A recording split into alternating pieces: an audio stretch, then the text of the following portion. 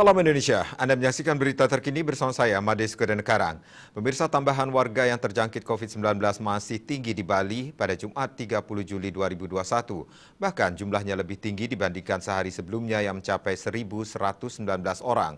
Korban jiwa COVID-19 di Bali juga masih bertambah signifikan. Jumlah kematian harian ada di atas 30 jiwa. Kabar baiknya, pasien sembuh masih bertambah cukup signifikan. Jumlah kesembuhan baru yang dilaporkan ada di atas 800 orang.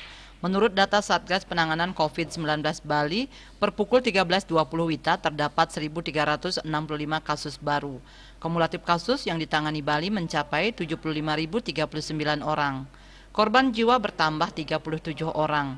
Kumulatif korban jiwa COVID-19 mencapai 2.117 orang, atau 2,82%. Rinciannya 2.111 WNI dan 6 WNA. Pasien sembuh bertambah mencapai 811 orang, sehingga total pasien sembuh saat ini sebanyak 60.850 orang atau 81,09%. Jumlah kasus aktif yang masih dirawat maupun menjalani karantina berjumlah 12.072 orang atau 16,09%. Mereka dirawat di 17 rumah sakit dan dikarantina di Bapelkesmas, UPT Nyiddah, Wisma Bima, dan BPK Pring. Di tengah tingginya tambahan kasus pada 29 Juli, bor isolasi terisi sebanyak 1.860 bed atau 79,72% dari 2.373 bed. Masih tersisa sebanyak 513 bed atau 20,28%. Dilihat dari data, jumlah keterisian ini bertambah 33 bed dari sehari sebelumnya sebanyak 1.827 bed.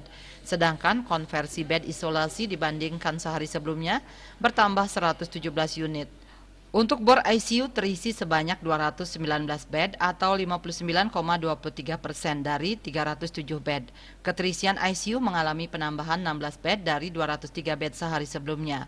Masih tersisa sebanyak 88 bed atau 40,77%. Dia Dewi, Bali Pos melaporkan. Untuk mencegah penyebaran COVID-19, ingat pesan Ibu, selalu terapkan 3M, wajib memakai masker, mencuci tangan, menjaga jarak, serta hindari kerumunan. Dengan penerapan perilaku 3M, Indonesia segera terbebas virus corona menuju Indonesia maju. Update terus informasi Anda dengan subscribe dan like YouTube channel Bali TV @newsbalitv. Tetaplah bersama Bali TV. Salam Indonesia.